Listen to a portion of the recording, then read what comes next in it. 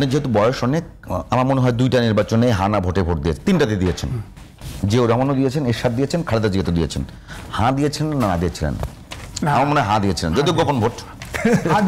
দেশ রক্ষা করতে হাঁ ভোট দিতে। জিয়াউর রহমান এবং এরশাদ যখন আগে গণভোট করে পরবর্তীতে সংবিধান সংস্কার করলো, জিয়াউর রহমানের সময় আপনি দেখেন, আমি বলছি আমি কিন্তু নেগেটিভ বলছি না, বলেছে তখন আমি নেগেটিভ বলছি না, তার মানে সংবিধান ছিল না, বাংলাদেশে রিয়াজ আছে, সংবিধান ছিল না, তিনি অর্ডিন্যান্স জারি করছে, তিনি গণভোট করে স্বীকৃতি নিয়ে দেশটা চলমান করছে। ওই পরিস্থিতি আর 24-এর অভ্যুত্থান এক জিনিস না। এখন আমার বক্তব্য হচ্ছে, আমি এখনো বলবো যে অফিসিয়ালি হতে পারে আপনার বিতর্ক থাকতে পারে, যেমন আমি তো বিতর্ক করতেই পারি যে প্রধান বিচারপতি আর একজন অ্যাপিলেট ডিভিশনের বিচারপতি,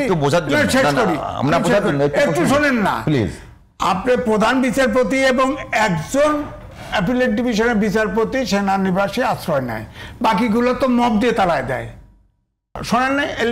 শোনেন, মব যদি বলেন আপনি জুলাই অভ্যুত্থানকে, এই রক্তকে আপনি অপমানিত করতে চান, তাহলে আমাকে ওখানে হবে না। আপনি যদি বলেন মব, তাহলে আপনি ভারতের প্রেতাত্মা এবং আপনি আওয়ামী লীগের প্রেতাত্মা। আপনি যদি জুলাই অভ্যুত্থানকে মব বলেন, তাহলে আওয়ামী লীগের আমরা বলি আমরা রাজাকার। আপনি কোথায় যাইতেছেন রাজাকার? আমরা কথা বলি মব কি প্রেতাত্মা, মানে আওয়ামী লীগের আপনি তাহলে আওয়ামী লীগের প্রেতাত্মা। ভাই আমরা এই কথা এভাবে না বলি, যদি বলেন প্লিজ আজিজ ভাই প্লিজ, মব মানে কি? পরে মব বাসায় দিছে না, সরকার চুপ ছিল না, 36 জুলাই আপনি মব বলা সাহস করেন, সব এটা আপনার ধৃষ্টতা। আপনি 36 জুলাইকে অবমাননা করতেছেন, আপনি অবমাননা করতেছেন মব বলে। কোথায় ছিলেন 26 জানুয়ারিতে? 26 জানুয়ারি আমি একমাত্র ব্যক্তি যে আওয়ামী লীগের ফার্স্ট 5 বছর থেকে 5 তারিখ পর্যন্ত আমি টকশো করে তাদের বিরোধিতা করছি এবং এই অভ্যুত্থানের পক্ষে ছিলাম। আজিজ ভাই, আমরা মনে হয় যে আমরা ব্যক্তিগত আক্রমণ না করি, আমরা একেবারে মব বলা যাবে না, এটা অবজেকশন দিচ্ছি। 36 আন্দোলনকে সারা বাংলাদেশে মব, এখনো মব না, এটা মব বললেন না, মব বলেন আমাদের প্রতিষ্ঠান টেলিভিশন পত্রিকা আন্দোলনকে মব বলে আপনি ইয়া করতে পারেন না।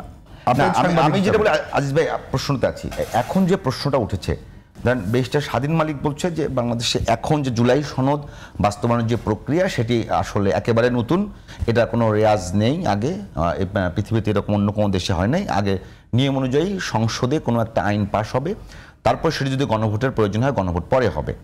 আবার ব্যারিস্টার কবির যেটা বলছেন যে এর আগে বাংলাদেশের যে কয়েকটি গণভোট হয়েছে তার 2টি উদাহরণ দিলেন, যে 2টি আসলে আগে গণভোট হয়েছে, পরবর্তীতে সংবিধান পরিবর্তন। ওই গণভোট অন্য ইস্যু, ব্যক্তি ইস্যু, আমার এটা চান কিনা উনি বলছেন, ব্যারিস্টার প্রেসিডেন্ট জিয়াউর রহমান। তখন কিন্তু দেশে কিন্তু বাকশাল ছিল, এক দলে চলে আসছে, ভিন্নতা পরিস্থিতিটা বোঝেন। আর এই ওটাকে এক ধরনের বিপ্লব বলা যায়, সিপাহী বিপ্লব, ছাত্রদের বিপ্লব বলবেন না, এটা অভ্যুত্থান। অভ্যুত্থান বলবেন না, অভ্যুত্থান। আচ্ছা, আমি যদি বলি যে অভ্যুত্থানে সংবিধান বহাল থাকে।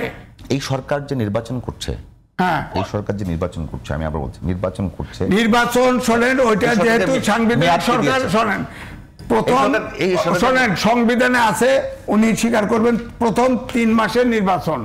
যদি না হয় সংবিধান কোন আর্টিকেল আপনি ইলেকশন করবেন এটা বলেন, যদি সংবিধানে কোন আর্টিকেলে বলে করবেন এটা বলেন। আমি এটাই বলছি, পার্লামেন্ট যদি শেষ হয়, পিরিয়ড শেষ হয়, তাহলে পরের 3 মাসে ইলেকশন হবে।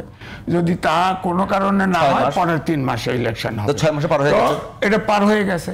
সুতরাং এখন এই সরকার কি করবে? তারা যুক্তি দিবে, ওনার কাছে যুক্তি দিবে, আমার কাছে যুক্তি নাই। আমার কাছে ওই অর্থে বলেন অবৈধ সরকার। অবৈধ সরকার। আরেকটা বিষয়, যদি এই সরকার যদি এখন নির্বাচন করতে চায়, তো সংবিধানের কোন ধারা মতে নির্বাচন করবে সেটা আপনি বলেন। তাহলে প্রশ্নটা এটা, এখন তো অনেকেই বলছে যে এই যে আজিজ ভাই যেটা বললো অবৈধ সরকার, ওই জায়গায় যাওয়া যাবে। ডক্ট্রিন অফ নেসেসিটিতে এই সরকার ডক্ট্রিন অফ নেসেসিটি কি অভ্যুত্থানের সময় খাটে? হ্যাঁ, অভ্যুত্থানের সময় ডক্ট্রিন অফ নেসেসিটি খাটে। কেন বলতে শোনেন, যদি ডক্ট্রিন অফ নেসেসিটি খাটে, তাহলে অন্তর্বর্তীকালীন সরকারও বৈধ। ডক্ট্রিন অফ নেসেসিটি আমার কাছে মনে হয় যে সেনা অভ্যুত্থানের সময় ইউজ হয় বেশি। না, সারা পৃথিবীতে ডক্ট্রিন অফ নেসেসিটি কখন হবে? ভ্যাকুয়াম হবে, যখন কনস্টিটিউশনের মধ্যে কোনো সংকট তৈরি হলো। হ্যাঁ, আমরা কিন্তু একটা জিনিস সবসময় বললেন, মানে বড় ভাই উনি সিনিয়র মানুষ, আমরা কিন্তু একটা আনইউজুয়াল সার্কমস্টেন্সের মধ্যে আছি।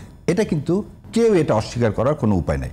আমরা ওনার কথা মতো আমি বলছি কিন্তু 2/3 সংবিধান অকার্যকর, তার মানে 1/3 আছে, তার মানে আমরা সংবিধানের মধ্যেও আছি আবার নাই।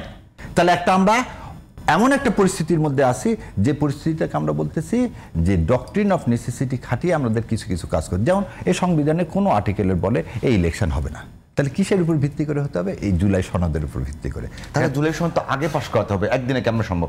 এই দেখেন আপনি এই জিনিসটা বললেন, দেখেন জিয়াউর রহমান সাহেবের ভোট হয়েছে 23 দিনের মধ্যে, যেদিন এই ইয়াটা পাশ হয়েছে তার 23 দিন পর গণভোট হয়েছে, গেল একটা জিনিস। দ্বিতীয় একটা জিনিস এরশাদ সাহেবেরটা মানে এই গণভোট মানে হানা ভোটের 23 দিন পর নির্বাচন হয়েছে না, হানা ভোটটা হয়েছে যেদিন থেকে হানা ভোট ঘোষণা দিয়েছে তার 23 দিন পর হানা ভোট হলো।